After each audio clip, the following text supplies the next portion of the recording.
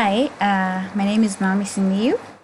I'm a student at Delhi Technological University and currently pursuing my master's.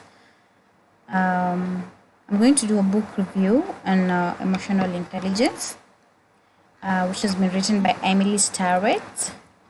So we'll be asking ourselves what is emotional intelligence. So emotional intelligence nowadays is referred to as EQ. So it is actually an array of management of personal emotions, as well as having those skills to be able to interact well socially with other people. And this one, when somebody is in a position to manage their own emotions and be able to understand the emotions of others, this is likely to lead to a successful workplace environment, as well as a successful life. So why am I saying this? Because sometimes you find that if someone is unable to control their own emotions, let's say for example they have been annoyed back in their home, and when they go to work, they still have the anger in them, they're likely not to put all their effort in their workplace. And this is why EQ is very important nowadays, both in workplaces and in personal life. So EQ is not when we let our emotions overpower us or control us. So this is whereby some people just get very temperamental or very excited, over anxious of anything. That's not EQ. Then it's also not when we allow our brains to reason and neglect our emotional part of our brains. So this is whereby, according to Emily, she says that the brain is divided into three. So we have the first brain, we have the rational part of the brain, which is the cortex. We also have the limbic part of the brain, which is the emotional part of the brain. So it's divided into three. So the writer proposes that for a person to make a decision or to make any suggestion or come up with something or an opinion, they should first of all consider both sides. Allow the rational part of the brain and the emotional part of the brain. So nowadays, IQ contributes to 25% of a person's success. But with EQ, that is emotional intelligence, it contributes to 55 to 65% of a person's intelligence, because of a person's success. Because if I have all the facts but I don't know how to deal with people, it tends to affect the people I'm dealing with.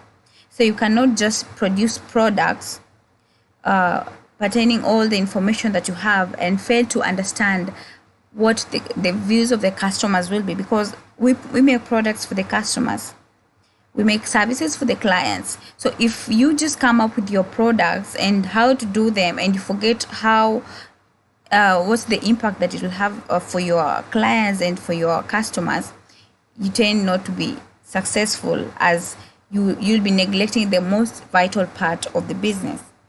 So emotional intelligence, we have the KAB model, which KAB it stands for knowledge, attitude, and behavior.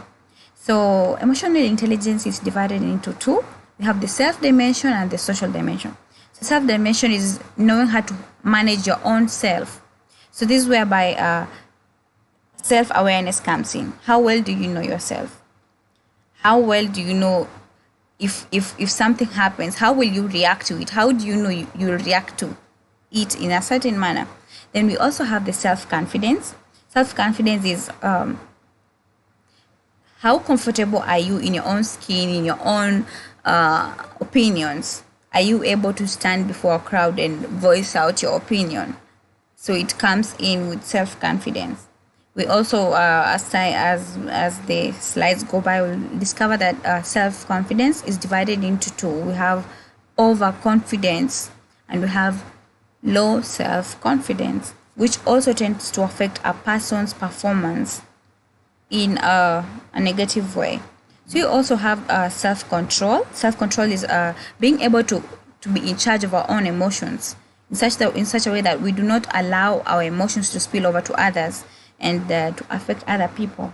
So the other part is social dimension. The social dimension, it talks about being having empathy towards others. How I'm able to understand other people's feeling. If I put myself in their shoes, how do they feel? Can I feel the way they feel? Then we have attitude. Motivation. Motivation. This one goes away a long way in that if a person is having a passion towards their work or towards anything they do, they tend to put in more effort, and it tends to come more successful. So it's also part of the emotions that control how a person is motivated. And one more thing, we have social competency. This social competency is the ability of a person to be able to interact with other people well, and to have that ability to be able to listen to others and have them listen to, like, that interaction to be equal. So we'll start with the self dimension. This one, it's divided into three, like we talked about it. So self-awareness is just being aware of your own feelings, your preferences, your goals, your values, and sensing how others feel about us. So that's how we become self-aware. Another one is self-confidence. I believe in ourselves, overcoming the self-doubt and taking reasonable risk. For a person to be able to raise their hand to speak in front of a crowd of more than 1,000 people, it takes a lot of self-confidence, which means you totally believe in yourself and you overcome that doubt that my idea is not good enough. So you are able to voice out because you believe in yourself, you believe in your idea, you believe in what you're capable of doing. Then we have self-control. This is well with stress, controlling emotional moods or outbursts without over control, and also being adaptable, balancing rational and emotional consideration. Okay. The social dimension, this one is also divided into three, like we saw. So empathy is being able to easily read and understand others. How well am I at discovering another person's emotions by looking at them, by listening to their voice. So another bit is motivation. This one is being able to take initiative, having a positive outlook, being creative, inspiring others, doing things we believe in and are committed to. So this one takes a lot of motivation. And we have social competency. This one is being able to find a common ground with some people. Like if you meet a person for the first time, how are you able to start off the talk with them? How are you able to strike a common ground in which you people can talk in the same pace and kind of insinuate the same ideas, finding that commonality in between the two of you.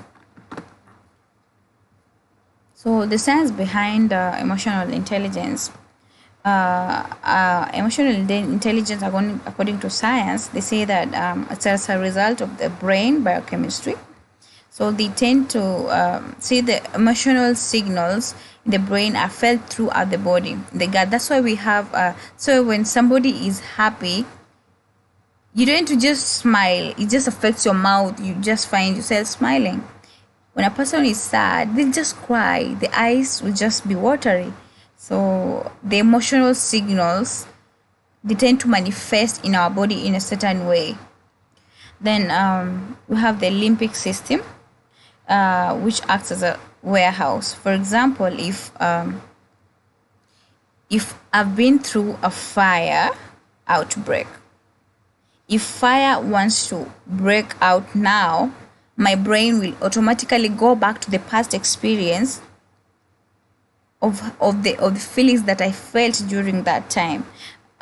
This one is trying to say that our limbic part of the brain acts as a warehouse, in that it's able to recall the things that happened as at to date, and it's able to be cognizant of the things that we have gone through as our experiences.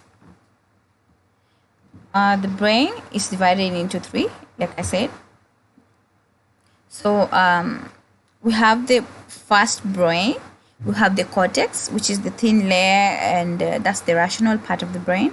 And we also have the limbic system, which is an emotional part of the brain.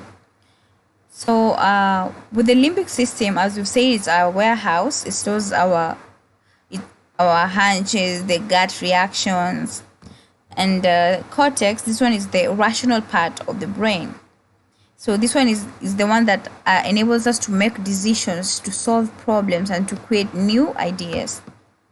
Then the third part is the reflex brain, or the first brain, which forms where the spinal cord joins up with the brain. So there are various researches which have been conducted on emotional intelligence, and we have neuroscience research, which it shows that there's a direct link in what we think and feel and what is actually going on in our physical bodies. Our emotional and our cognitive responses to events in life affect our health and our energy level. That's why when a person is startled by something, they're likely to get a heart attack. So our ability to be able to handle such extreme occurrences in our lives is able to affect our health and also our energy level. We also have the research which has been conducted by the medical faculties. This one, they were talking about certain mental illnesses, and what the medical people do when a person has a mental illness that is likely to be corrected, they remove some part of the brain from them, and then the person goes back to normal. So this one tries to show us that there's a link between there's a biofeedback that's able to control chronic diseases from the brain. And we also have a research by psychologists, which has also come up with their own version of the same, and they try to say that that brain secretes catecholamines, adrenaline, and noradrenaline, which enables one to perform their best. When we look at angry or happy faces, our facial muscles change very subtly in direction of what was viewed. That's why in most theaters, you find out if people are going to see a movie and people are crying in the movie, you find out that most people, they just find themselves, the eyes watery. Why? It's because whatever you see affects your emotions. It affects how your body responds. We also have the management, science, and leadership studies. So this is in my line of specialization. I'll say emotions are very important in that emotions affect how a person makes a decision. It affects the occupational stress. If someone is stressed at work, they'll not be able to perform well. If a person is not motivated, there's likely to be high staff turnover. And the ability of a company to be able to improve in their production, it's when they cut off cost and increase output. How do they do that? They do that by engaging their workforce. If the workforce is motivated enough to love their job and to love whatever they're doing, they're likely to produce, to put in more effort, which is likely to lower the cost and eventually increase the profit. So emotional intelligence is very, very important. It's very, very key for personal, for businesses, for every institution in this earth. We go to the next segment. It's talking about assessing emotional intelligence. So emotional intelligence, it's divided in, the assessment is divided into two. We have the self-assessment and we have the leadership skill assessment. So the self-assessment, this one mainly deals with the individual part, like your personality, and it tends to find out how a person is able to let go of the problems. It also tends to inquire how prudent is it for you as an individual to be able to take some certain risks. So what it's done is like you're supposed to enter your ratings for each number of questions in the category where it appears. And after that, what you need to do is your score on each of every facet will fall somewhere between 5 to 25 points. Circle any facet where your score is less than 20.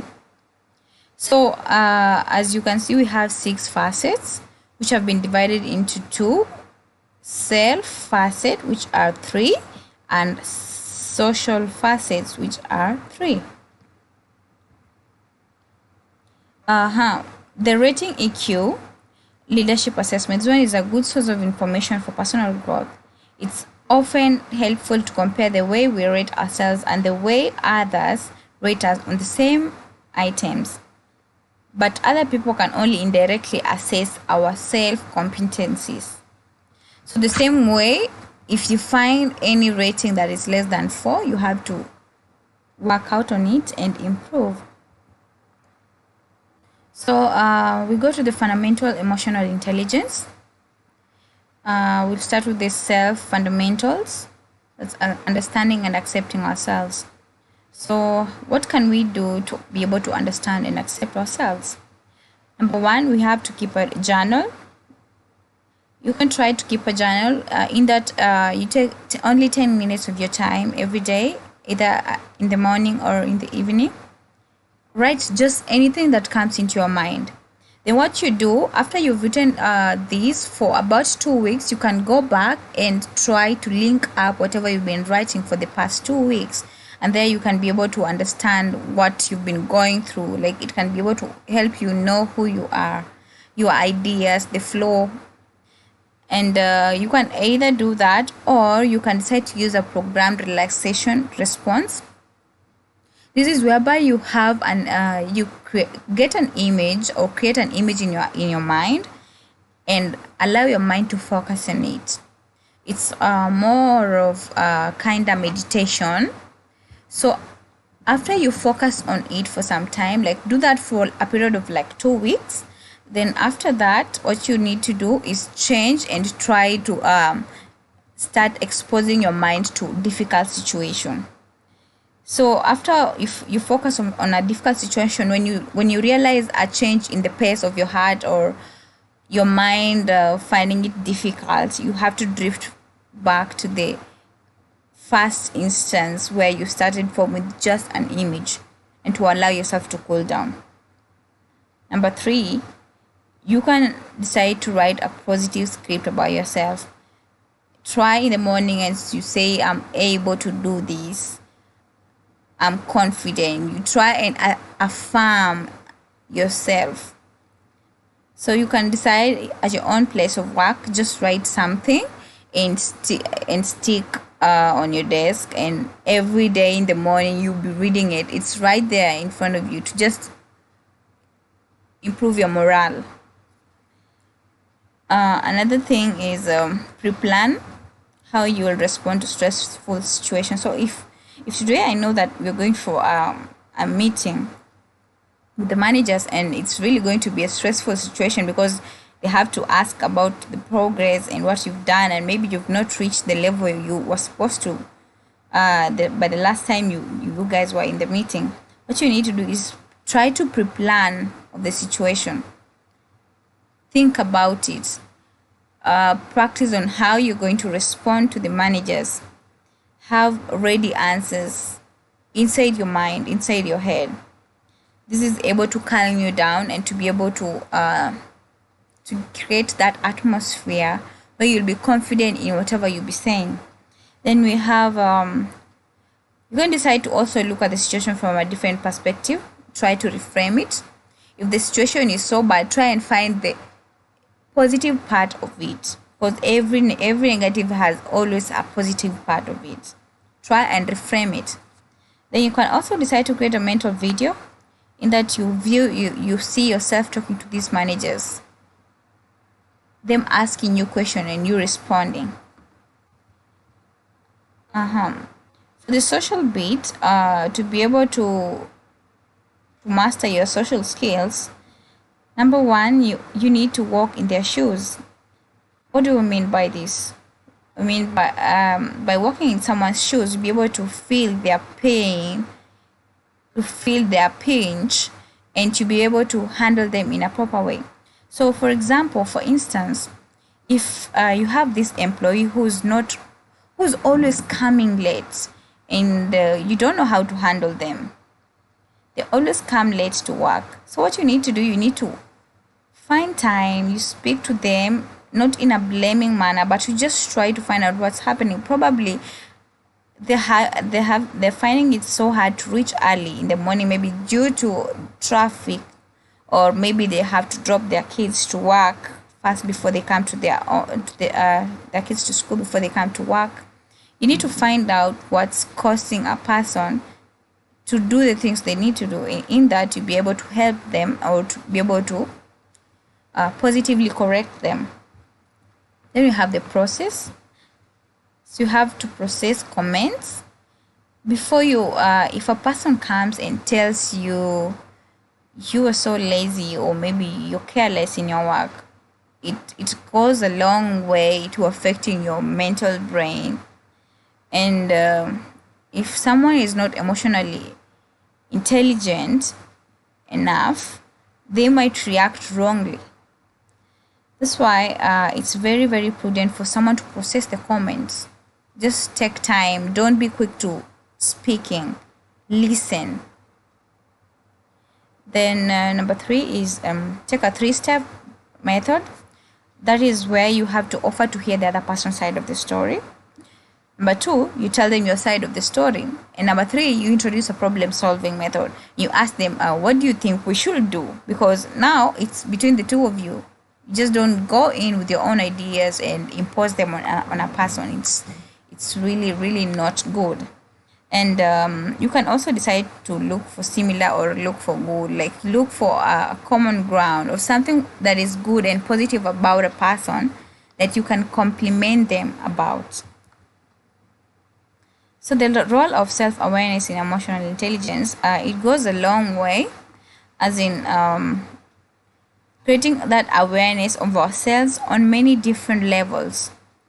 Our body and our physical reactions, our emotions, references and intentions, our goals and values, and our knowledge about how we come across to others. Self-awareness is the key to self-control and freedom of action. Out of it can come empathy and genuine human conception. So this one is actually like more of a basic or a primary key of emotional intelligence. So we have when a person turns off the awareness of what is happening to them after a trauma, it's called being emotionally handicapped. Then the language of feelings, being in touch with what you are feeling, is critical to being self-aware. We all need a language or a framework to comfortably describe our emotions, either happy, sad, angry. As you can see in the chart below, aside we have positive feelings, negative feelings. The positive, they increase you, the negative, they drain you. So we have anxiety and angry, which when it culminates to a certain position becomes envious, furious, apprehensive, insecurity. So every feeling that we might be having at the moment can easily graduate to the next level, which is worse. So it's better to control the emotions as they are now than to wait for them to grow up and burst. So our emotions affect our bodies, our body languages. As you can see in the picture below, side, there's this guy who has several facial expression trying to prove that our emotions reveal themselves through our body. So they can come through fatigue, lack of concentration, pain, and poor health. So we ought to actually focus on our emotions and allow ourselves to feel them little by little. They will deepen in intensity and help us learn and connect with others. And on the other hand, suppressing them is not good. It may occur as if we're trying to deny our brain access to important natural chemicals. We have self-awareness. How to increase self-awareness? Keep the journal. Get in touch with your own work preferences as a clue to your passions. Become aware of where in the body you are feeling emotion. Maybe is it the the neck, the shoulders, the abdomen, the chest, or wherever in your body that you're feeling some emotion. Develop a habit of self-observation and self-curiosity. Make yourself spend 15 to 20 minutes daily on self-reflection and awareness building. Like you just take some time, maybe a day after the day is over, before you sleep, and you think about it. You've gone through the whole day, how you've been responding to things, to circumstances, to situations that you've gone through. And during your commute to work, think ahead about 2 situations that you will encounter during the day. So if you know today I'm going to meet the client, so you start thinking about it, start thinking ahead, so that when the incident happens, it's not like it's just like a snap to your brain, but it's like you already prepared for it. Then when you sense tension or low energy, try to fix it immediately. Don't let it to grow. Don't let it to go past controlling stage. We have the role of confidence in emotional intelligence. Self-confidence, it's a positive and balanced attitude having to do with the self dimension. So as I told you earlier, self-confidence divided into 2. We have low self-confidence, which affects someone's job performance. If I'm not confident in my ideas, I'll not be able even to voice them out. If I'm not confident in what I'm doing, I'll not put in more effort, because there's no motivation.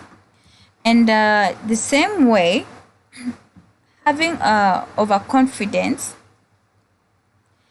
it makes it so hard for a person with overconfidence to be able to deal with others, because they are likely not to be apologetic. They're likely to be bragging. They're likely not to admit mistakes, or not to be able to even listen to other people's ideas and opinions. So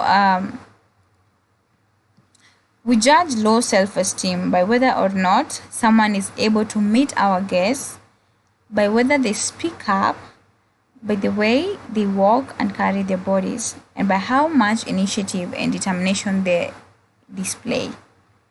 So ability of a person to just take an initiative to do something shows how much confident they are in themselves.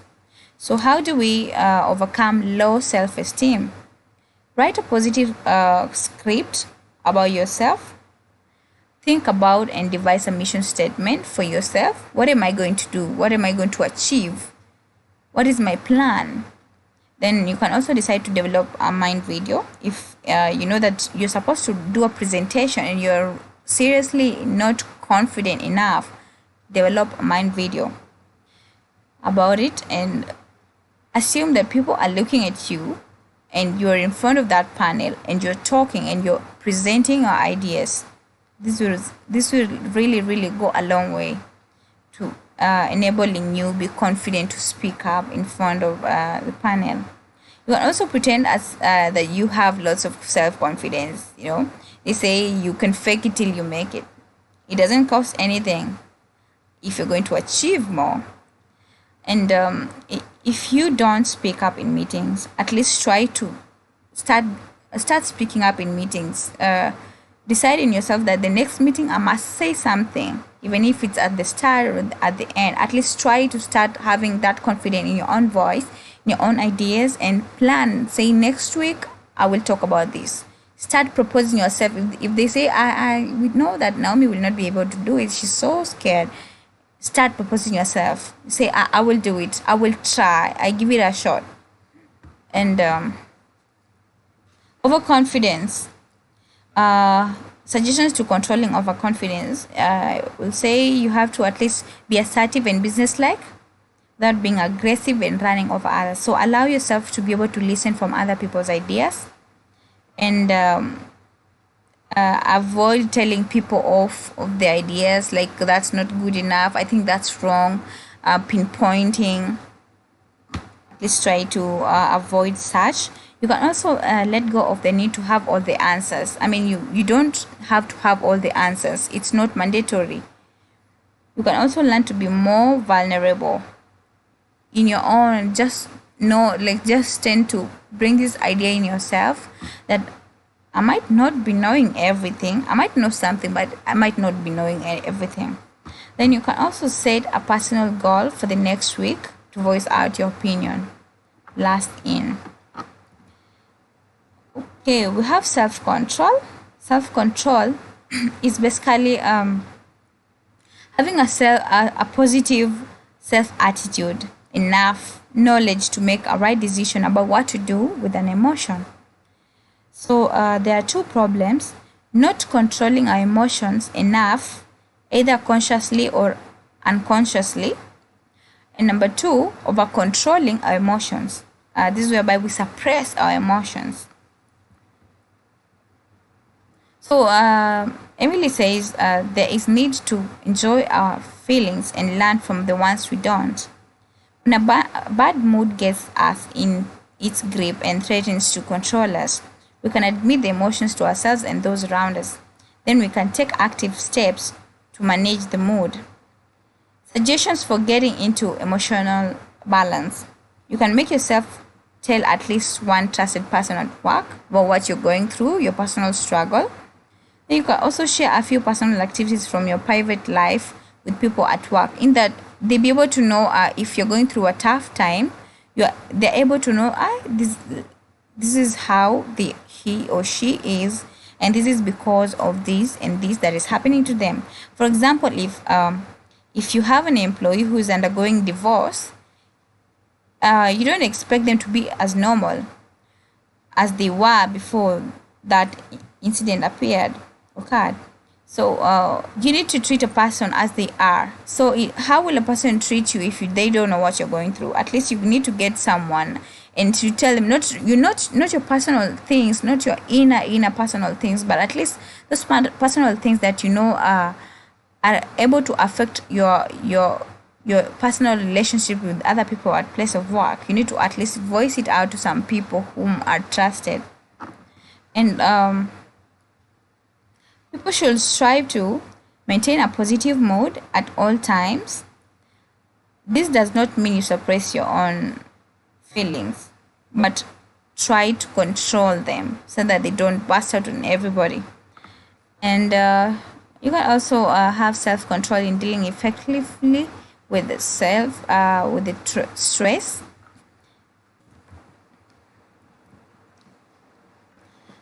So what do? You set realistic goals. Ask for help when you need it.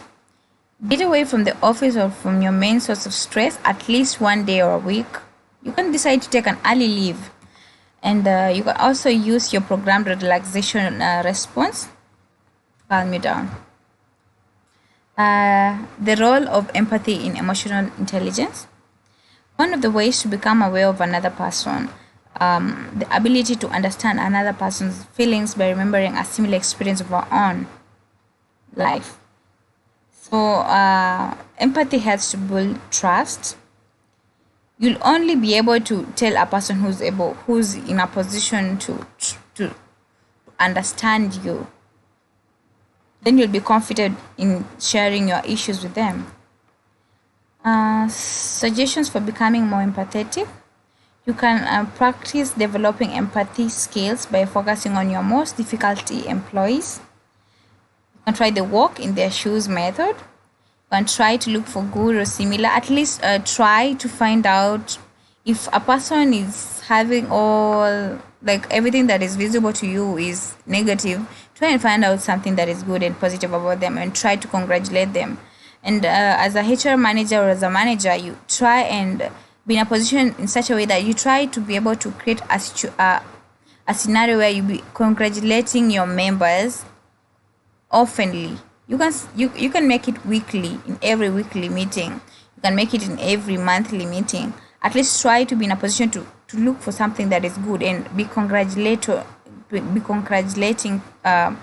them, so that this may boost their morale. You can keep a journal as you write about your thoughts and experiences. You can be able to observe and adopt a genuine attitude of curiosity and interest in the emotions of others. So we had talked about social clues, and these ones are those ones which are visible with our own eyes. We can be able to tell the facial expression of a person. You'll be able to know this person is excited, this person is angry, this person is going through a hard time, is worried or something. Then the tone of someone's voice can be able also to tell you what they are going through, whether the emotion is good or not. So learn to be very, very careful and treat people as according to whatever you read from them. And there's this saying that goes, when nonverbal cues indicate one thing and the words say something else, you'd rather believe the nonverbal. They don't lie. Listening. Try and train your mind to listen. Focus your attention completely on the other person. Try and maintain eye contact throughout the interaction. Say nothing, be quiet and let the other person talk. Let the person know you are listening through either nodding or occasionally trying to affirm by saying, okay, I get it, okay, like just like that. Try and make the person know that you are really listening. Motivation and emotional intelligence. Emotion is the foundation for creativity, passion, optimism, drive, and transformation. So that internal energy that moves outward in one direction is a quality that distinguishes a good leader from a great one. The importance of meaning is, it's important that we attach meaning to what we do, because without it, it will be very difficult to sustain our motivation or energy. If I know that if I work hard, I'll be able to gain motivation, I found meaning, then that means that this one will be my motivation. It will be the one that stirs up my energy. As a leader who is not committed to the organization's purpose, who doesn't genuinely believe that the purpose is somehow meaningful for society, will never be able to inspire others. First of all, as a leader, you need to be able to be in a position to own up whatever there is in the organization. Be able to understand what the mission, the vision, the statements are, and on the map. Then in that manner, you'll be able to motivate others to also work in line with the mission and the vision statements. So motivation is based on a very deep level of what we truly want, an internal force that we can then focus towards the outside world. You need to define your purpose. How do you do that? Spend quality and reflective time. Have passion. In that, try to allow yourself to realize what are these things that you're mostly attached to. What are those things that you cannot survive without? That's the only way you'll be able to find out your passion. You can also, failing to recognize who we really are inside will prevent us from acquiring emotional intelligence. So we actually need to find out who we really are, finding out our purpose. Feeling genuinely satisfied with our lives is a probable sign on one is on the right path. Satisfaction.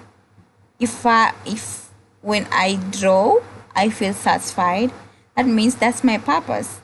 I'm an artist. Suggestions for finding meaning in what you do. You can keep a journal. If you have trouble clearly articulating exactly what you want, let yourself think, meditate, relax, feel what moves inside of you. And you'll be able to realize which area of your life you have a passion for. You can also pay attention to what excites you and then do more of it. You can think about things from the past that have turned you on and see what you can recreate from them. So if you loved sewing clothes, like when you're angry, you just sew clothes and you feel relieved, you can try to come up with something from it. Really enable you to find meaning in whatever you do. You can also use the process comments with another person. Optimism is associated with hope, and hope is a good predictor of success on a difficult job. So people who are always optimistic are likely to be more successful than people who are pessimists. Psychologists tell us that the feeling of hopelessness can lead to depression with its resulting lack of energy and motivation. So mistakes are made, but they're not permanent. So we should not allow our mistakes to define us. We can completely erase a mistake or control all the external factors, but we can find a way not to let a mistake completely block our path and to also reduce errors and obstacles by concentrating on those things we can control. So we can't actually change whatever we've done, but we can change whatever we have to feel from time now to future. Control what's blocking your way. Suggestions for increasing motivation. You can say to have an internal voice, a dialogue with yourself. Try to encourage yourself. You can also, at the end of the day, list 5 good things that have happened that day. You can, each day on your way to work, you can talk to yourself, have a pep talk, repeat your affirmation over and over again that you can do it. You are capable, you are intelligent. You can have that pep talk inside of you. Then you also list the projects you are involved in at work and how they are relevant to your meaning and calling in life. We have creativity. Creativity is the approach of things with fresh eyes, fresh ideas. It might be the same thing, but your perception has to change. You have to approach them in a dimension that is different from the one that you approached them with earlier on. So we say you put on fresh eyes. Try and see them in a different dimension. So suggestions for creativity, you have to remain open to new ideas. You have to learn to listen to suggestions and ideas from others. You have to get the presenter of the idea to give you more information. If you want to learn more, you have to ask them. You can ask for clarification. What did you mean by this? What is this process? Like, try to extrapolate on the same idea by inquiring from the person who was voicing out that idea. You can also encourage people to work together because good ideas often emerge from collaboration. The power of difficulties. So difficulties, they sometimes come as windows of opportunity. When we begin to take stock of our lives and make what changes we can to better prepare for the bumps that lie ahead, as well as the new opportunities. They say that scarcity is the mother of invention. When you face a certain difficulties, you tend to open up your mind even more in a broader way, in such a way that you'll be able to come up with another solution or think about how to solve it in a different dimension. And social competency and emotional intelligence.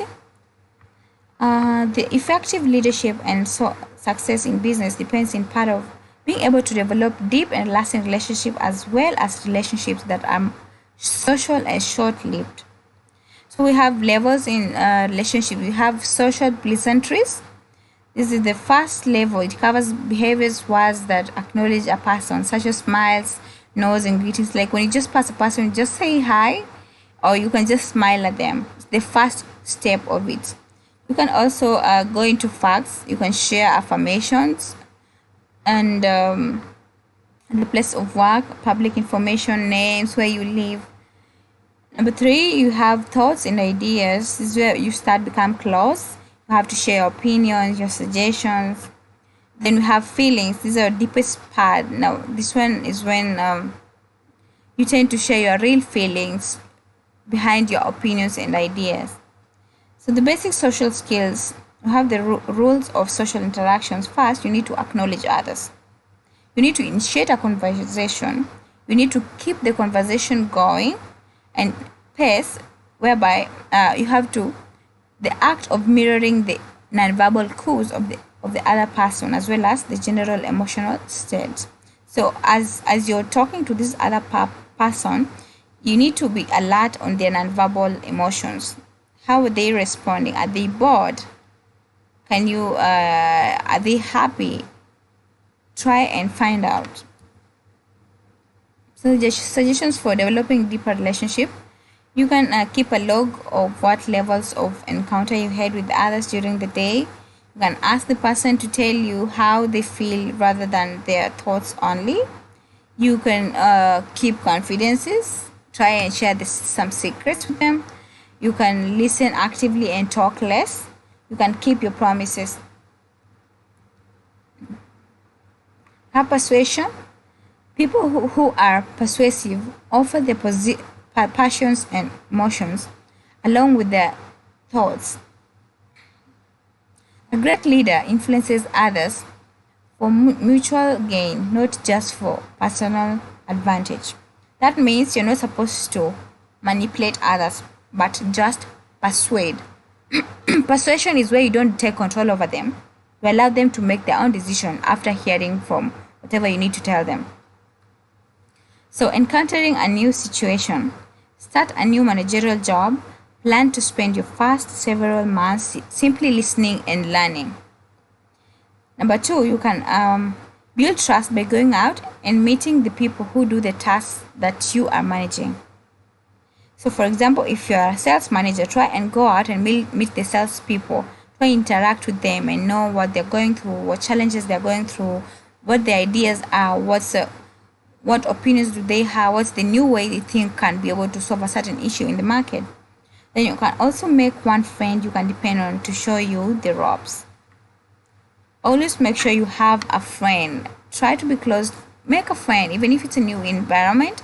Try and make someone your friend so that they'll be able to give you ropes. By implying they'll be able to give you heads up when something is on. You just don't live in a vacuum. You need to interact with people. Have someone whom you will be able to be close to them, share your feelings, share your ideas, share your time with them. Promoting emotional intelligence in others. Developing an employee. The single most important thing we can do to develop high EQ in an employee is to model it ourselves. Employee emulate what we do as managers.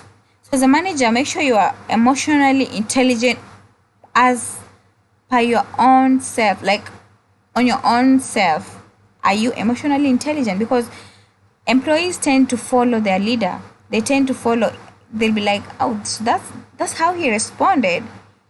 That's how he threw hands in front of the panel. They're very, very curious to know how you respond to such issues. And the way you respond to such issues, trust me, it's the same way they will respond to them. Because they look up to you, and if the person they look up to is not able to control their own emotions, the same way it will trickle down to the rest.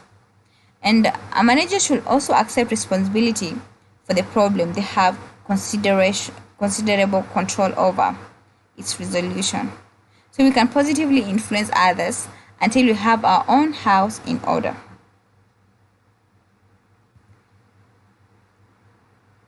So that was number one. Number two, you have to be accessible and supportive. At least make yourself available for other people to come and see you, to come and share their thoughts, their opinions with you. You can also do this by you. When a person comes to see you, at least stop whatever you're doing and give them the attention they need. Let them not just come, they're speaking to you and you're still doing your own work, you're still on your laptop doing ABCD. No. When they come to see you, try to show them you are interested and you're also attentive. Number 3, you can empower your employees. Empower your employees by sharing with them the knowledge that you have, by mentoring them, and also by doing some coaching on how they can best be able to have emotional intelligence. Number 4, you can provide frequent and positive feedback. The social rewards such as compliments. It's really, really very important for you as a manager to be able to compliment your employees. Be able to tell them, oh, that was so good. And even if you need to do a correction, you need to approach it in such a way that you're not posing it as a blame by telling a person, I knew you will fail me again. No, but you can try and approach it in such a way that, wow, I can see you really tried, but don't you think this place we need to at least try and correct these numbers? Like that, like you need to be in a positive position to be able to correct a person, or to be able to try and voice out your opinion. You can also help employees to maintain their emotional balance. Okay. Putting EQ to work as a team. The leader's role with teams. First of all, you need to ensure you have a necessary breadth of skills present within the team to accomplish their goals. You're also using participation and empowerment. Keep them informed about the good news and the bad news. This will be able to build trust and ensure that they will pitch in a crisis, brainstorming solutions and also solving problems as a group. One dominant team member. What do you do with a dominant team member? What you need to do is try and coach them how to hold back so that others also can say something. Dealing with team conflicts. So there's some kinds of conflicts which are very, very important. They help very many organizations to be able to land into better solutions. As a leader, you also have to know how to redirect that energy towards the entire team in moving together in the same direction. So when the conflict arises in a team, some members simply make a decision themselves and cast the tying breaking vote.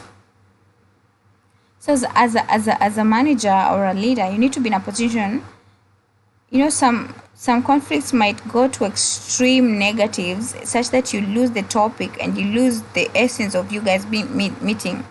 So what you need to do is try and redirect that energy towards a positive side so that you people can be able to reach a solution. How do you do that?